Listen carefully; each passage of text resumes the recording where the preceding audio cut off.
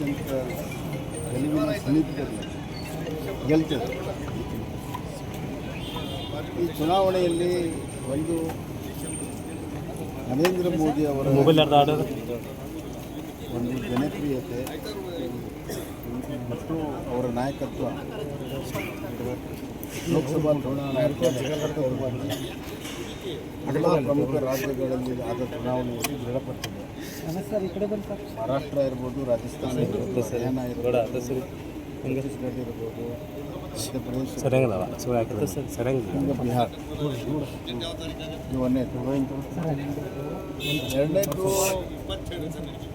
ಬಿಹಾರಲ್ಲಿ ಭಾಳ ದೊಡ್ಡ ಜಾತಿ ರಾಜಕಾರಣ, ಜಾತಿಯ ಸಮೀಕರಣ ಬಗ್ಗೆ ಚರ್ಚೆ ಆಗ್ತಿದೆ. ಇಲ್ಲಿ ಒಂದು ಗಮನಿಸಬೇಕಾಗಿರೋದು, ಕಾಂಗ್ರೆಸ್ಸು ಮತ್ತು RJD ಅವರು ಎಲ್ಲ ಹಿಂದುಳಿದ ವರ್ಗ ಮತ್ತು SC/ST ಮತ್ತು ಮೈನಾರಿಟಿ ನಮ್ಮ ಜೊತೆಗಿದ್ದಾರೆ ಅನ್ನುವಂಥದ್ದನ್ನು ಬೆಂಬಲಿಸ್ತಾ ಇತ್ತು. ಅದು ಸುಳ್ಳಾಗಿದೆ. SC/ST 85% ಜನ BJP JDU ಮತ ಹಾಕಿದ್ದಾರೆ. ಹಿಂದುಳಿದ ವರ್ಗದವರು ಭಾಳ ದೊಡ್ಡ ಪ್ರಮಾಣದಲ್ಲಿ, ಎರಡು ಹಿಂದುಳಿದ OBC ಮತ್ತು EBC ಅಂತಿದೆ. ಎಲ್ಲಿ OBC ಮತ್ತು EBC ಪ್ರಭಾವ ಇದೆ ಅಲ್ಲಿ ಎಲ್ಲ ಕಡೆ BJP ಮತ್ತು JDU ಗೆದ್ದಿದೆ, NDA ಗೆದ್ದಿದೆ. ಹೀಗಾಗಿ ಹಿಂದುಳಿದ ವರ್ಗ SC/ST ಜನಾಂಗ ಭಾಳ ದೊಡ್ಡ ಪ್ರಮಾಣದಲ್ಲಿ ಇವತ್ತು ಬೆಂಬಲವನ್ನು ಕೊಟ್ಟಿದೆ. ಮೂರನೇದಾಗಿ ಅತಿ ಹೆಚ್ಚು ತುಷ್ಟೀಕರಣದ ರಾಜಕಾರಣ ಮಾಡೋಕ್ಕೆ ಹೋಗಿ ಎಲ್ಲೆಲ್ಲಿ ಮೈನಾರಿಟಿ ಹೆಚ್ಚಿದೆ ಅಲ್ಲಿ ಅದು ತದ್ವಿರುದ್ಧವಾಗಿರುವಂಥ ಮತಗಳು ಒಂದುಗೂಡಿದ್ದಾರೆ, ಕನ್ಸಲ್ಟೇಷನ್ ಆಗಿದೆ. ಹೀಗಾಗಿ 2-3 ಅಂಶ ಬಹುಮತ ಬರ್ತಾ ಇದೆ. ಇದು ಇಡೀ ದೇಶದಲ್ಲಿ ಮುಂಬರುವಂಥ ದಿನಗಳಲ್ಲಿ ನರೇಂದ್ರ ಮೋದಿಯವರು ಇನ್ನಷ್ಟು ಭಾಳ ಶಕ್ತಿಶಾಲಿಯಾಗಿದ್ದಾರೆ.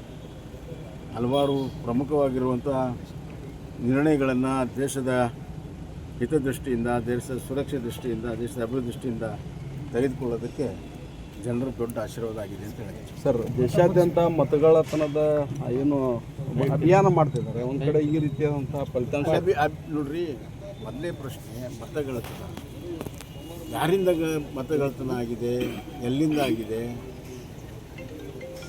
ಅದ್ರ ಬಗ್ಗೆ ಯಾವುದೇ ಪುರಾವೆ ಇಲ್ಲ. ಕಳ್ಕೊಂಡೊಂದು ಇಲ್ಲ, ಯಾವ ಕಳ್ತನ ಮಾಡಿದೊಂದು ಇಲ್ಲ, ಯಾರು ಕಳ್ತನ ಮಾಡಿ ಮಾರಿದ್ದಕ್ಕೂ ಸಾಕ್ಷಿ ಇಲ್ಲ. ಸುಮ್ಮನೆ ಮತಗಳತನ ಅಂತಂದು ಆಫೀಸ್ನಾಗ ಕೂತ್ಕೊಂಡು ವಿಡಿಯೋ ಇದು ಪಾಯಿಂಟ್ ಪ್ರೋಗ್ರಾಮ್ ಮಾಡಿದ್ರೆ ಆಗುತ್ತಾ? ಈಗ ರಾಹುಲ್ ಗಾಂಧಿಯವರ ಪತ್ರ ಬರೆದಿದ್ದಾರೆ ಮಹಾರಾಷ್ಟ್ರ ಎಲೆಕ್ಷನ್ ಆದಮೇಲೆ, ಎಲ್ಲ ರಾಜ್ಯಗಳಲ್ಲಿ ಮತದ ಶುದ್ಧೀಕರಣ ಆಗಬೇಕು ಅಂತ ಅದು ಶಬ್ದ ಬಳಸಿದ್ದಾರೆ. ಶುದ್ಧೀಕರಣ ಅಂದ್ರೇನು? ಈಗ SIR ಆಗ್ತಿದೆ, ಅದೇ ಶುದ್ಧೀಕರಣ. ಒಂದು ಕಡೆ ಅವರೇ ಬರೀತಾರೆ, ಇನ್ನೊಂದು ಅವರೇ ವಿರೋಧ ಮಾಡ್ತಾರೆ. ಹೀಗಾಗಿ ಏನು ಒಂದು ಸುಳ್ಳಿನ ಪದೇ ಹೇಳಿ ಅರಾಜಕತೆ ಎಬ್ಬಿಸ್ಬೇಕನ್ನುವಂಥವ್ರ ಪ್ರಯತ್ನ ಜನರು ನೋಡಿದ್ದಾರೆ. ಯಾವ ಜನರು ಬೆಂಬಲ ಕೊಟ್ಟಿಲ್ಲ. ಅದನ್ನು ಮಾಡಿದ್ದಕ್ಕಾಗಿ ಅತಿ ಹೆಚ್ಚು ಸೀಟನ್ನು ಬಿಹಾರದಲ್ಲಿ ಕಳ್ಕೊಂಡಿದ್ದಾರೆ. ಸರ್, ಇದು ಬಿಹಾರದ ಚುನಾವಣೆ ಫಲಿತಾಂಶ ರಾಜ್ಯ BJPಗೆ ಏನು ಪಾಠ ಕಲಿಸ್ಕೊಡ್ತಿದೆ? ರಾಜ್ಯದ BJP ಅವರಿಗೆ ಈ ದುಷ್ಟ ದುರಾಡಳಿತ ಕಾಂಗ್ರೆಸ್ ವಿರುದ್ಧ ಒಕ್ಕಟ್ಟಾಗಿ ಒಂದಾಗಿ ನಾವು ಜನಪರವಾದಂಥ ಕೆಲಸಗಳನ್ನು, ಹೋರಾಟಗಳನ್ನು, ಸಂಘಟನೆಗಳನ್ನು ಮಾಡಿದರೆ ಖಂಡಿತ 2-3 ಬಹುಮತ ಮುಂದಿನ ಚುನಾವಣೆಯಲ್ಲಿ BJP ಸಿಗ್ತದೆ. ಇದೆ. ಈಗ ಈ ಬಾಂಬ್ ಪ್ರಕರಣ ಆದಮೇಲೆ ಇಲ್ಲ ಚುನಾವಣೆ ಆದ ಟೈಮಲ್ಲೇ, ಚುನಾವಣೆ ಬಂದ ಟೈಮಲ್ಲೇ ಬಾಂಬ್ ಆಗುತ್ತೆ ಅದಂತೆಲ್ಲ ವ್ಯಂಗ್ಯವಾಡಿದ್ರು ಕಾಂಗ್ರೆಸ್ನವರು. ಇದೆಲ್ಲ ನೋಡಿದಾಗ ಎಲೆಕ್ಷನ್ ಮೇಲೆ ಯಾವ ರೀತಿ ಎಫೆಕ್ಟ್ ಆಯಿತು ಅಂತ ನಿಮ್ಮ ವಿಶ್ಲೇಷಣೆ ಸರ್? ಅದಕ್ಕೇನು ಸಂಬಂಧ ಇಲ್ಲ, ಬಾಂಬ್ಗೆ ಅದಕ್ಕೇನು ಸಂಬಂಧ ಇಲ್ಲ. ಅವರು ಏನೇ ಮಾಡಿದ್ರು ರಾಜಕಾರಣ ನೋಡುವಂಥ ಏನು ಹೇಳಿದರು ಮುಖ್ಯಮಂತ್ರಿಗಳು, ಬಾಂಬ್ ಆಗಿದ್ದರಿಂದ ನಮಗೆ ಬೆಂಬಲ ಆಗುತ್ತೆ ಅಂತ. ಅದೆಲ್ಲ ಹಂಗೆ ಆಗೋದಿಲ್ಲ. ಜನ ಎಲ್ಲ ತೀರ್ಮಾನ ಗೊತ್ತಿದೆ. ಜನರು ಭಾಳ ಬುದ್ಧಿವಂತರಿದ್ದಾರೆ. ನಾಯಕರುಗಳಿಗಿಂತ ಜನ ಬುದ್ಧಿವಂತರಿದ್ದಾರೆ. ಗೊತ್ತಿದ್ದಾರೆ ಬಿಹಾರ ಜನ. ಮುಧೋಳದಲ್ಲಿ ಸುಮಾರು 50 ಲಾರಿಗಳಿಗೆ ಬೆಂಕಿ ಇಟ್ಟಿದ್ದಾರೆ ಫ್ಯಾಕ್ಟ್ರಿಗೆ. ಎಲ್ಲಿ ಮುಧೋಳದಲ್ಲಿ ಕಬ್ಬಿನ ಬೆಳೆಗಾರರು ಸ್ಟ್ರೈಕ್ ಮಾಡೋಕ್ಕೆ 15 ದಿವಸ ಆಯಿತು. ಏನೋ ಒಂದೇ ದಿವಸಕ್ಕಾಗಿಲ್ಲ. ಯಾವ ಆಸಕ್ತಿಯನ್ನು ಬೆಳಗಾವಿಯಲ್ಲಿ ಸರ್ಕಾರ ತೋರಿಸಿತ್ತು ಅದು ತೋರಿಸ್ತಾ ಇಲ್ಲ. ಮತ್ತು ಮುಧೋಳದವ್ರು ಹೇಳಿದರು, ನಾವು ನಿಮ್ಮ ಈ ತೀರ್ಮಾನವನ್ನು ಒಪ್ಪೋದಿಲ್ಲ. ಅದನ್ನು ಸರಿಪಡಿಸೋದಕ್ಕೆ ಕಾಲಾವಕಾಶ ಇದ್ದರೂ ಕೂಡ ಸರ್ಕಾರ ವಿಫಲವಾಗಿದೆ. ಸರ್ಕಾರವೇ ನೇರ ಹೊಣೆ ಈಗಾಗಿರುವಂಥ ಇದಕ್ಕೆ ಆ ಸರಿಯಾದ ಸಮಯದಲ್ಲಿ ಅದನ್ನು ನಿಭಾಯಿಸಿದರೆ ಇದನ್ನು ತಪ್ಪಿಸ್ಬೋದಾಗಿತ್ತು. ಹೀಗಾಗಿದೆ. ಒಂದು ಹಿಂಸಾಚಾರ ಯಾರೇ ಮಾಡಿದರೂ ಕೂಡ ಅದು ಸರಿಯಲ್ಲ. ಯಾರ್ಯಾರು ಅದರಲ್ಲಿದ್ದಾರೆ, ಯಾರೇ ಇದ್ದರೂ ಕೂಡ ಅವ್ರ ಮೇಲೆ ಕ್ರಮ ಆಗಬೇಕು, ಕಾನೂನು ಕ್ರಮ ಆಗಬೇಕು. ಮತ್ತು ಯಾವ್ಯಾವ ರೈತರು ಕಬ್ಬು ನಷ್ಟ ಆಗಿದೆ ಆ ನಷ್ಟವನ್ನು ಸರ್ಕಾರ ತುಂಬಿಕೊಡ್ಬೇಕು. ಯಾಕಂದರೆ ಕಷ್ಟಪಟ್ಟು ದುಡಿದು ಅವ್ನು ಇನ್ನೋಸೆಂಟ್ ರೈತ ಅವನು ಬಂದು ಮಾಡಿದ್ದಾನೆ.